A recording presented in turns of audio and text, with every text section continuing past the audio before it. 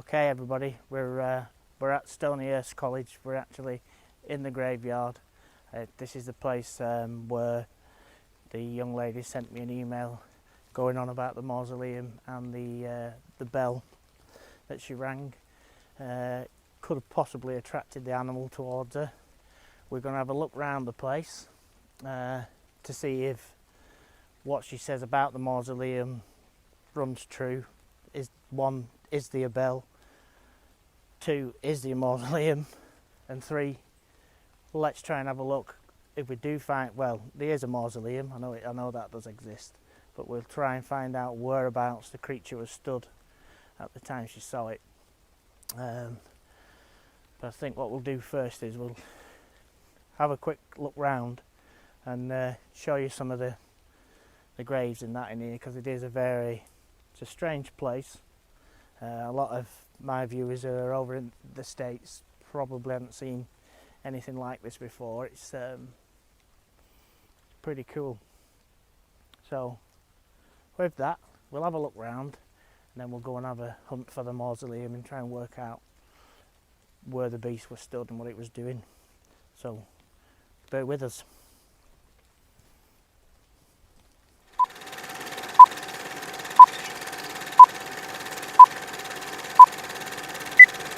Hurst Green Incident, 7:15 p.m, 30th of March 2021, St Joseph's Graveyard.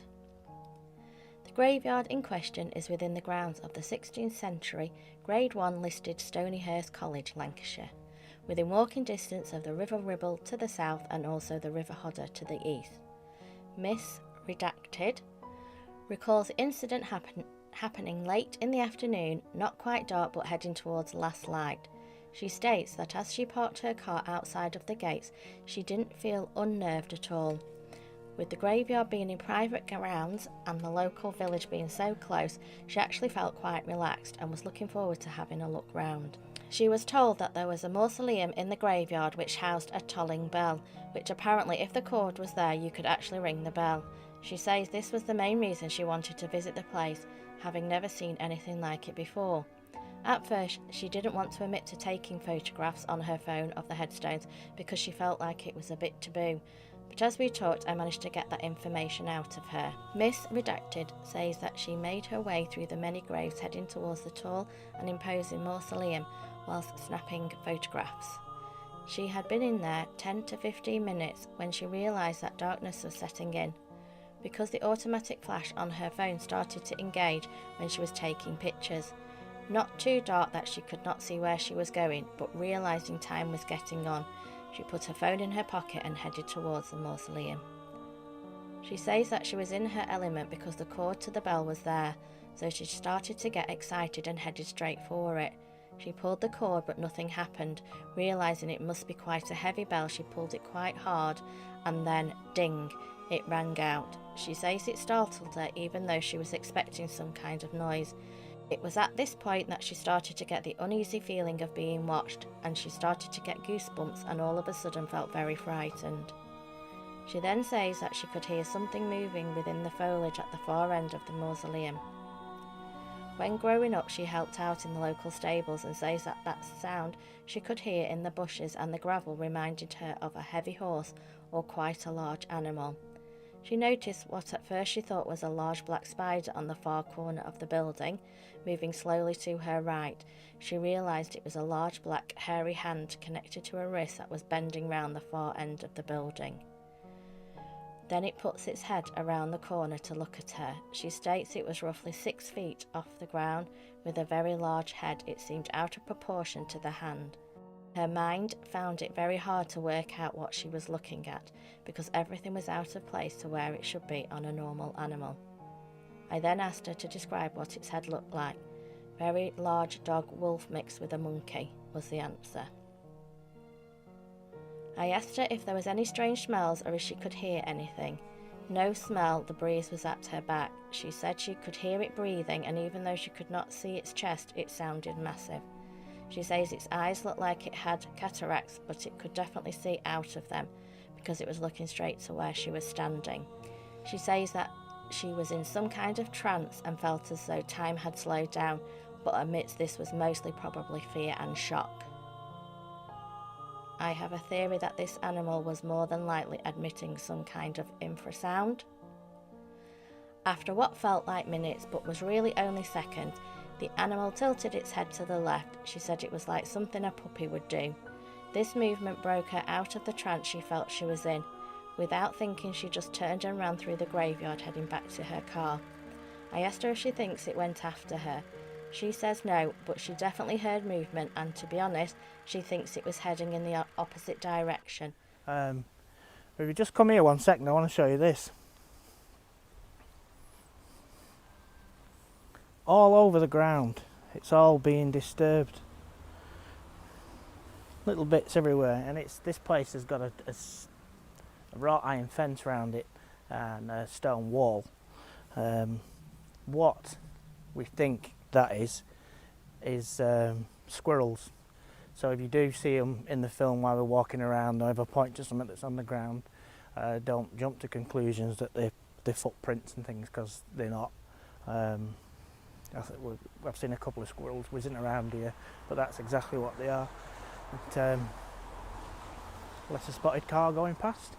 But yeah, if you just have a pan across, you can see that it's a real airy place, scary airy place.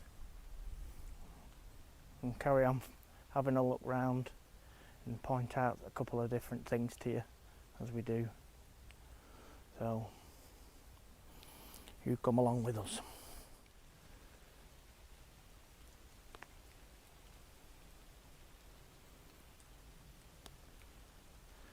That's one weird looking tree, isn't it? The whole place is full of weird looking trees. Now just behind you lot is the mausoleum. Let's go and have a nosy at it and see if everything marries up to what she's saying. As you can see, there's the building in question. With the email that she sent us, it was very hard to work out how big the actual building was. There is one photograph I found online, which is on my YouTube channel. Hang on, that is the picture, isn't it? Yeah. I think it is. Oh yeah. Oh, aye. Yeah.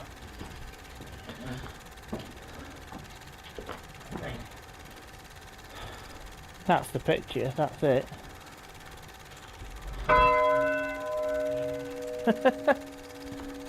She's right.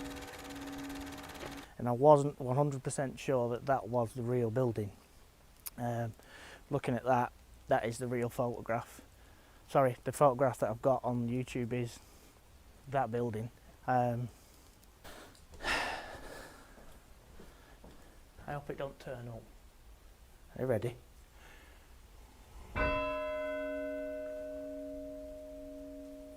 Whew. That is creepy. Right, so according to her description, she'd rang the bell, then started to hear noise over that side. Now, so it must have been behind that wall there. Let's check behind that wall.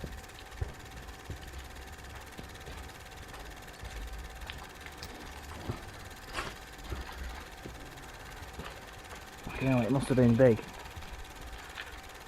Well, if it's under about what here? What's it? Yeah, so if you're 6 foot, aren't you, more or less? Yeah. So that's 6 foot off, she's on about 6 foot off the ground there, but it's behind there, so it must be 8 foot. about 8 foot bleeding tall. Then she said it went the other way, so it's gone that way. Ah, put that there.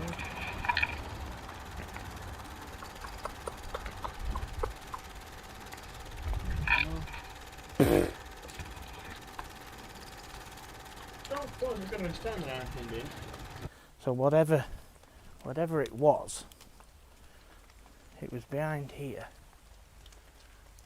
and it had its hand on that corner there. But if you just check over the edge of there. That drops down. So it was either climbing over this wall to get to her, or it was 8 to 9 feet tall, which I haven't heard anything like that in this country of a dogman being that big. We think it's tried to climb over, and it spotted her on that side. Now, don't know if you can work out, this house is over there.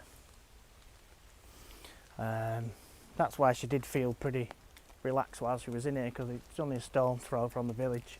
But this side here, that's where the college is, boarding school. She thinks it went that way. She obviously legged it that way. So, I'm only guessing, but looking on Google Maps, I would say there's 10 miles of nothing that way after the school. Weather's getting pretty bad at the moment, and this camera isn't waterproof, so we're going to try and get under the trees over here, and we'll do a little bit more to camera and have a yap. So, we're under the trees at the moment because the weather is just not playing ball. I've got the little GoPro waterproof cameras with me and that, but that's they're no good for sound, and it's a little bit windy where we are, so we're going to have to do it this way. Now, going back, talking about the creature at the mausoleum, it's just over there. The girl did a runner from it. She was adamant it didn't chase after it and it went the other way, which we've just seen over the wall. It's woodland. For some strange reason, these creatures don't seem to be attacking people in this country anyway. They seem to get a bit of a jolly out of frightening them more than anything. It's also my own personal theory is that these creatures are moving up and around the country by using waterways and railways, disused railways and canals. Now, within walking distance that way is the River Ribble, and in walking distance that way is the, I can't remember what it's called, but it'll appear on the screen, river. So we're basically surrounded by rivers at the moment, but it is it's a beautiful place. It's a strange place, and as we all know, dogmen and werewolves like to hang around for some weird reason. They like to hang around graveyards and burial grounds, and this place has got it written all over it. Seems to be some people coming in now, so they're probably visiting their the loved ones who are buried here. So, out of respect, we'll clear off and get out of the way, and let's get on to our next place, where we're going to call. We're hopefully trying to get down to where the 3 college boys sighting of the upright monkey-looking thing that disappeared into the cave water system. But anyway, let's get going. People around. Let's go.